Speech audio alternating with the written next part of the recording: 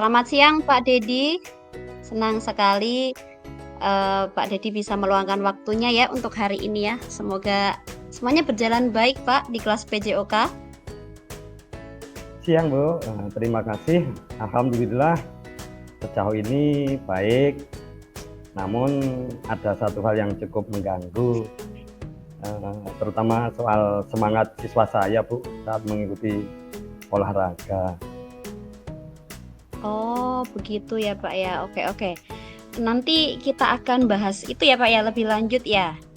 Tapi sebelum itu kita tentukan dulu tujuan dari obrolan kita hari ini. Apa yang ingin Pak Dedi capai dalam pembelajaran PJOK nih Pak? Khususnya yang ada hubungannya dengan siswa yang tadi kurang semangat tadi Pak. Begini Bu, saya ingin siswa saya itu lebih aktif dan termotivasi dalam setiap sesi olahraga, terutama ketika saat mengadakan kegiatan di luar kelas. Saya perhatikan itu bahwa beberapa siswa itu terlihat tidak antusias gitu loh Bu, dan cenderung pasif gitu. Oke, ya tujuan yang baik ya Pak Dedi ya. Saya setuju nih dengan tujuan yang disampaikan Pak Dedi tadi.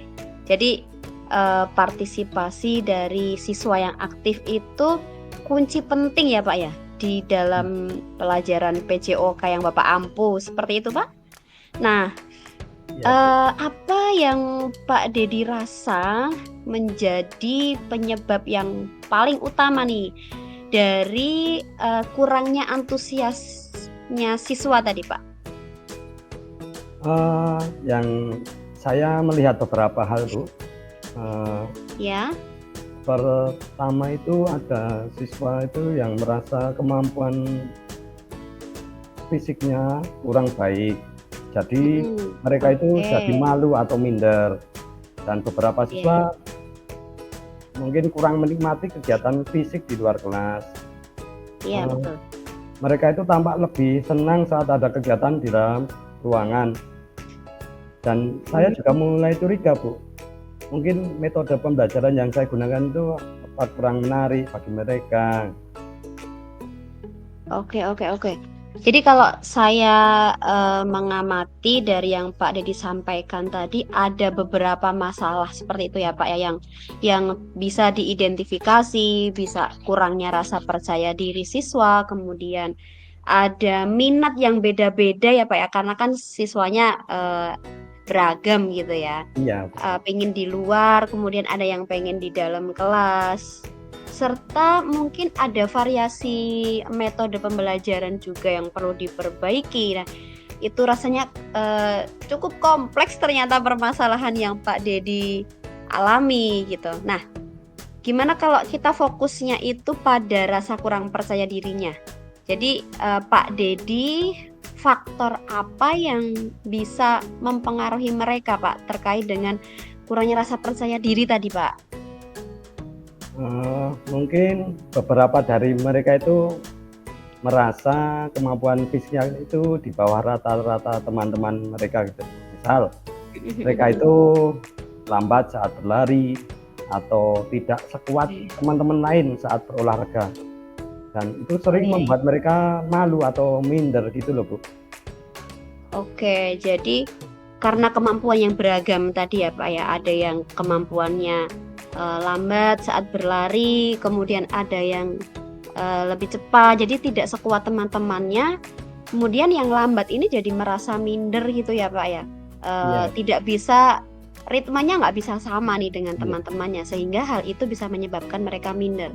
Nah, di sini ternyata ada tantangan personal gitu ya Pak ya, kalau saya simak yang dialami oleh siswa yang hubungannya adalah tentang kepercayaan seperti itu.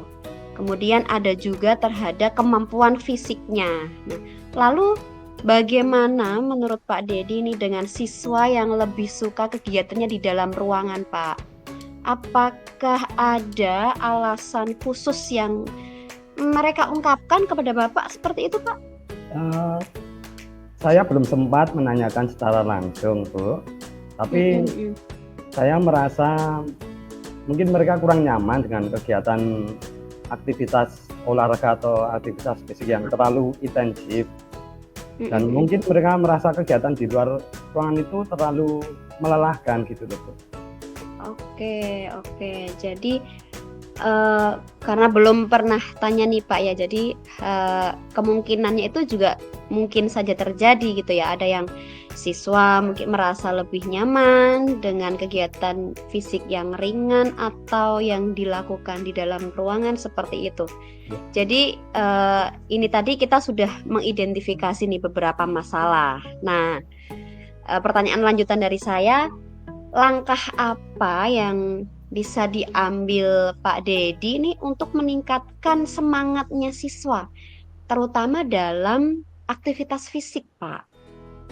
Mungkin pertama saya pikir saya harus bisa lebih memvariasikan jenis kegiatan olahraga yang saya berikan.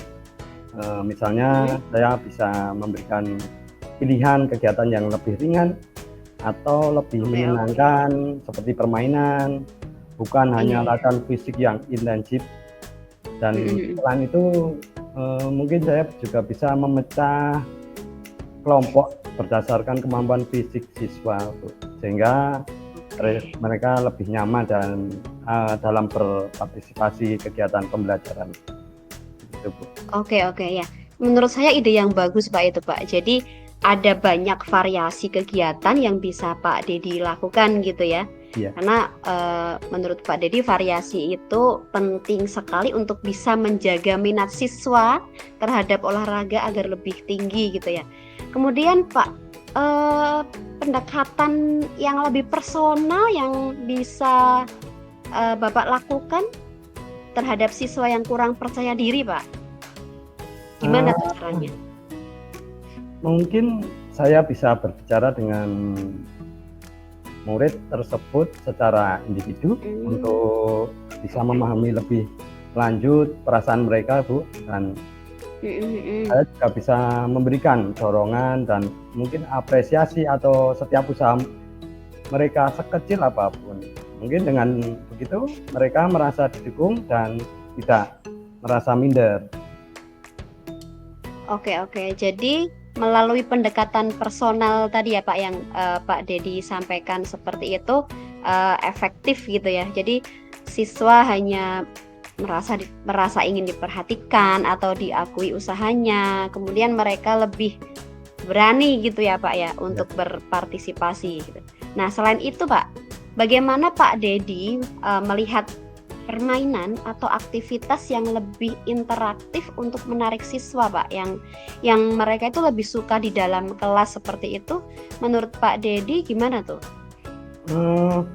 Saya pikir permainan yang kompetitif tetapi tetap fun bisa menjadi cara yang baik untuk menarik minat siswa yang tadi yang kurang semangat. Misalnya saya bisa membuat kompetisi antar kelompok tetapi tetap dalam suasana yang santai dan menyenangkan, sehingga siswa jadi lebih terpacu dan tidak merasa tertekan gitu, Bu. Oke ya. Jadi luar biasa sekali idenya ya ternyata ya. Jadi dengan permainan mereka bisa lebih santai, kemudian suasananya menyenangkan.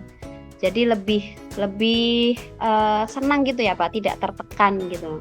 Nah, jadi kita punya beberapa rencana nih Pak. Tadi sudah ada nih, saya simpulkan tadi dari obrolan kita yang Pak Dedi sampaikan, ada memvariasi kegiatan atau aktivitas, kemudian membagi kelompoknya sesuai dengan kemampuan fisik, ada lagi dengan pendekatan personal pada siswa yang minder, serta membuat suasana kompetitif tapi tetap tidak merasa tertekan gitu, yang menyenangkan. Nah, langkah yang konkret dan terarah Pak. Oke, sekarang kita mulai masuk ke yang tindak lanjut. Apa yang bisa langkah awal nih, yang pertama yang mungkin Pak Dedi bisa ambil untuk menerapkan rencana-rencana yang tadi Pak Dedi sampaikan tadi Pak? Begini Bu Ninda, mungkin saya akan mulai dengan menyusun jadwal yang lebih bervariasi untuk Oke, pelajaran oke. PJOK minggu depan. Dan Hmm, saya juga akan mencoba mengidentifikasi siswa-siswa saya yang butuh perhatian khusus oke. dan berbicara secara individu dengan mereka sebelum mulai menggunakan pendekatan kompetitif yang lebih fun gitu loh Bu, di kelas. Oke, ya, ya. Jadi baik sekali Pak Dedi. Saya sangat mendukung itu tadi rencananya Pak Dedi. Kira-kira bisa mulai diterapkan kapan nih Pak Dedi rencananya Pak Dedi? Insya Allah minggu depan saya bisa mulai mencoba kegiatan tersebut dan saya akan pantau respon siswa dan saya akan juga mulai dengan permainan yang lebih interaktif dulu untuk melihat bagaimana siswa bereaksi tersebut gitu Bu. Oke, jadi bisa akan mulai minggu depan seperti itu ya Pak ya. Ya, mungkin pertemuan Baik Pak Dedi. datang gitu. Saya akan membantu untuk memantau nih perkembangan siswa. Jadi kalau Pak Dedi butuh saran tambahan atau bantuan mungkin dalam penerapannya, saya insya Allah siap mendukung. Kemudian bagaimana dengan feedback dari siswa Pak? Cara mengumpulkannya itu seperti apa? Apakah Pak Dedi akan melakukannya? Ya, mungkin saya juga berpikir untuk meminta siswa memberi feedback Bu, setelah beberapa kali pertemuan agar saya Iya, iya. bisa menilai apakah mereka itu merasa lebih semangat atau masih ada yang perlu disesuaikan gitu Bu.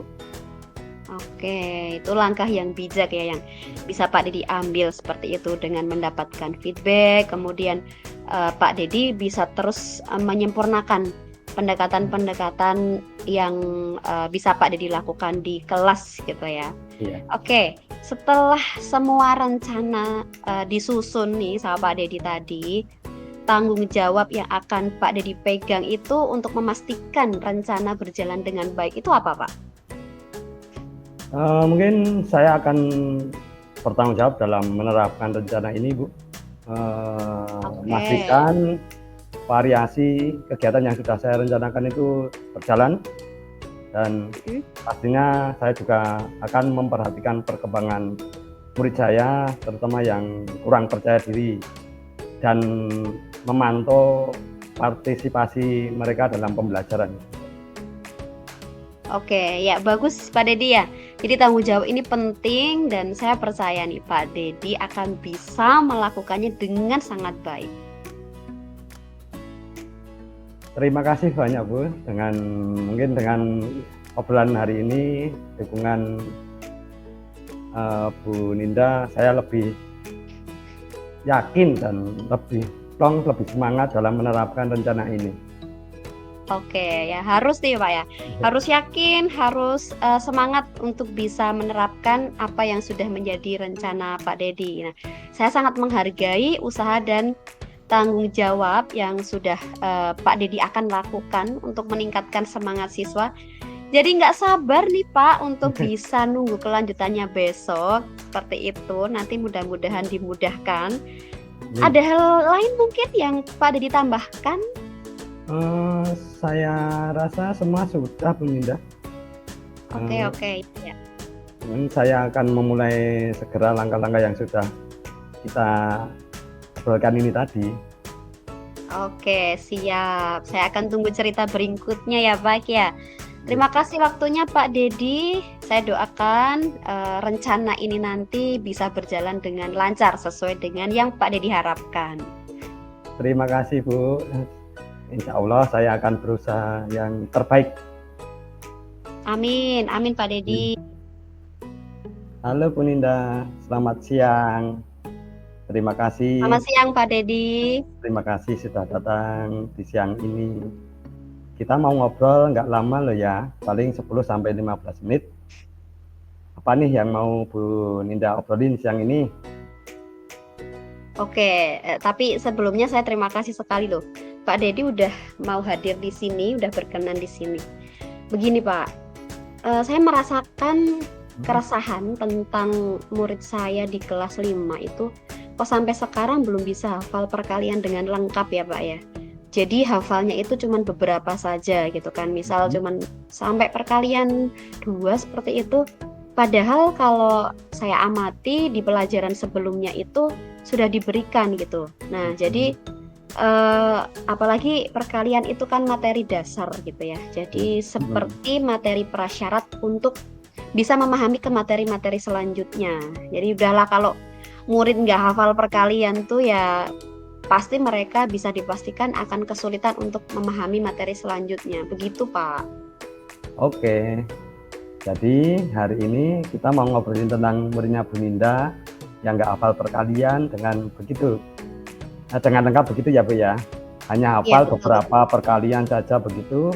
Padahal seperti yang Bu Ninda sampaikan tadi, perkalian itu menjadi materi dasar biar lancar ke materi selanjutnya. Iya, betul, Pak. Itu sih, Pak, yang saya resahkan akhir-akhir ini, Pak. Oke, oke. Kita cuma punya waktu pendek nih Bu. Bu Ninda pengen dapat apa dari percakapan kita? Oke, begini, Pak. Saya tuh sebenarnya pengen bisa eh, membantu murid saya dalam belajar perkalian. Jadi biar bisa mereka paham gitu, kemudian dari paham bisa jadi hafal gitu, Pak. Jadi hal-hal apa yang bisa saya lakukan agar bisa memudahkan murid-murid saya nih untuk bisa paham dan hafal perkalian. Seperti itu, Pak Dedi. Oke, jadi Bu Ninda pengen bisa membantu muridnya Bu Ninda agar bisa hafal dan paham dengan perkalian. Begitu ya? Iya, iya, betul, betul, Pak Dedi. Pengen banget rasanya bisa membantu murid-murid biar biar nanti mereka tuh nggak kesulitan ke materi selanjutnya gitu, Pak. Kalau kalau perkalian aja nggak hafal, nanti banyak tantangan ke depannya. PR-nya itu semakin banyak, Mhm. materinya semakin sulit seperti itu. Jadi eh, pinginnya segera menghentaskan perkalian seperti itu, Pak. Oh, baik, baik, Bu Ninda. Gini Bu Ninda, saya ingin tahu, bisa nggak Bu Ninda ceritakan lebih detail tentang situasi yang Bu Ninda hadapi saat ini? Jadi saat ini kan murid saya di kelas 5, Pak. Nah, Iya. awal-awal tuh saya pernah melakukan asesmen diagnostik. Nah, saya kaget dengan hasilnya loh. Ini sudah kelas 5, tapi kok belum hafal Mhm. perkalian, belum hafal semuanya. Mhm. Padahal sudah diberikan di kelas sebelumnya, bahkan dari kelas 2. Pernah saya coba juga tebakan lisan, semacam kuis seperti itu ya, tapi Iya. belum sesuai dengan ekspektasi saya, Pak.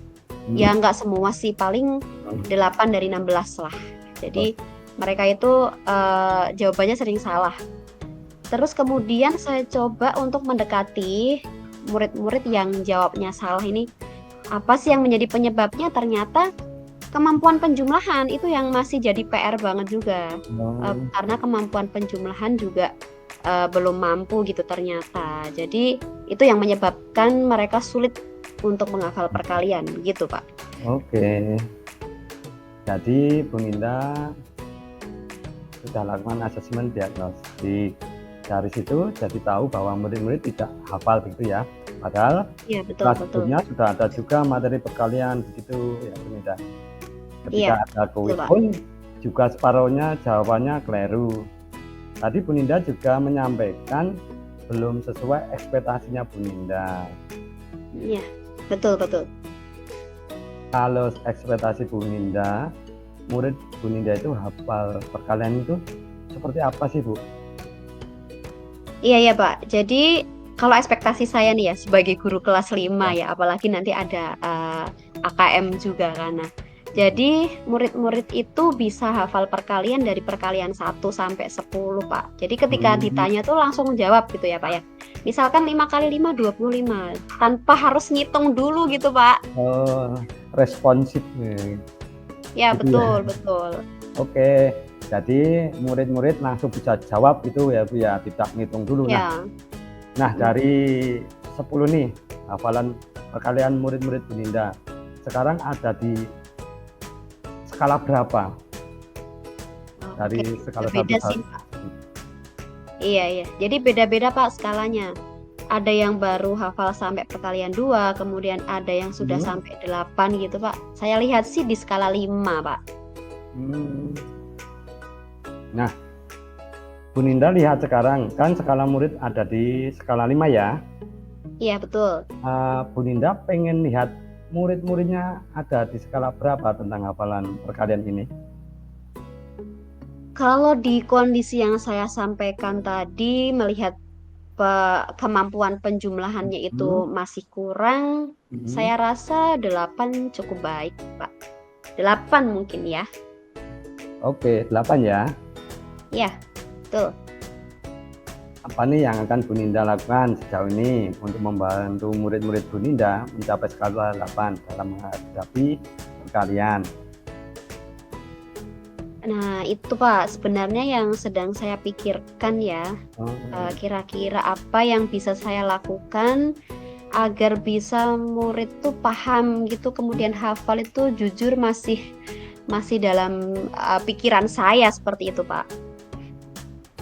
eee, dari pengamatan Bu Ninda, kalau muridnya Bu Ninda paling senang pelajaran itu dengan metode atau cara seperti apa ya, Bu? Biar mereka itu bisa termotivasi pada pelajaran.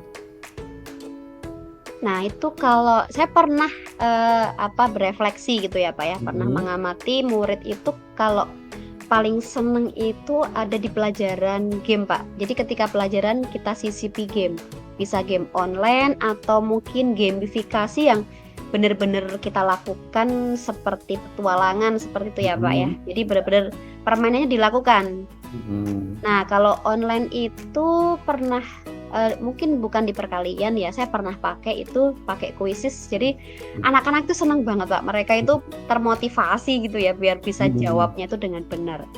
Karena kan kalau Quizzes itu, semua tampilan jawaban bisa terlihat di layar ya, Pak, ya. Jadi iya, kalau salah gitu, dia pasti ketahuan, apalagi anak-anak itu, "Sopo sing salah sopo sing salah?" Nah, kayak gitu. Nah, biasanya biasanya mereka akan sebelumnya itu, persiapan dulu, karena kan ketika mau kuis hari sebelumnya saya kasih tahu. Nah, jadi, ketika ada kuis, di kuisis itu mereka berusaha untuk belajar dulu di rumah, kemudian mhm, diulangi, dibaca-baca lagi, gitu, oh, Pak.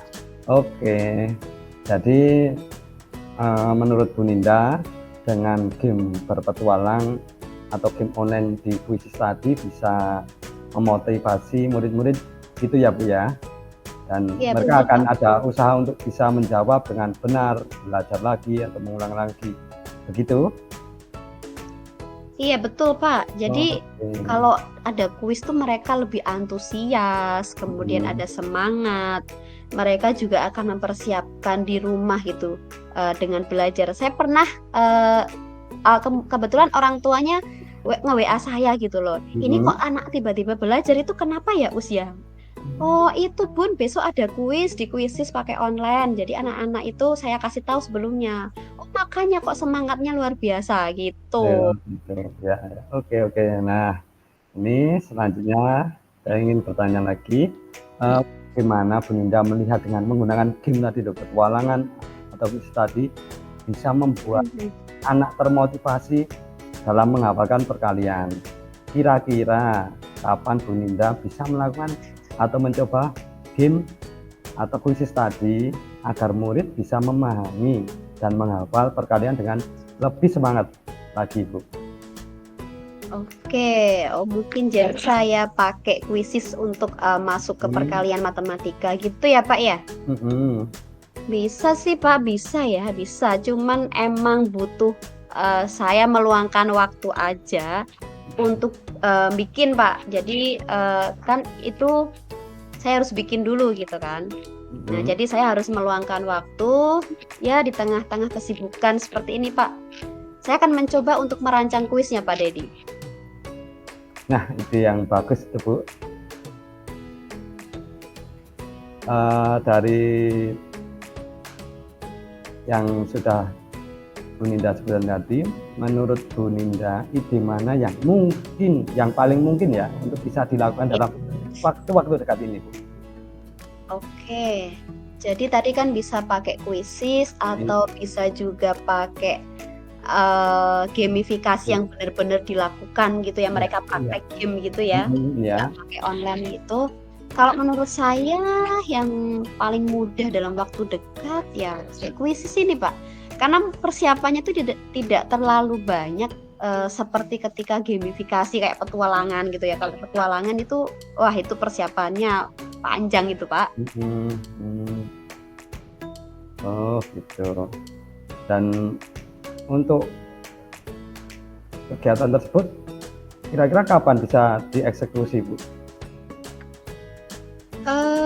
Minggu depan saya bisa Pak ya, bisalah. Jadi nanti minggu ini saya bikin dulu di kuisis, kemudian untuk aksinya saya sampaikan ke anak-anak ini bisa nanti minggu depan Pak.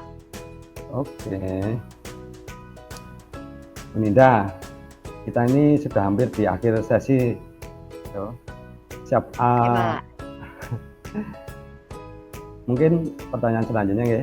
Siapa nanti yang mungkin akan bantu Bu Ninda untuk memantau tindak lanjut dari rencana Bu Ninda tadi?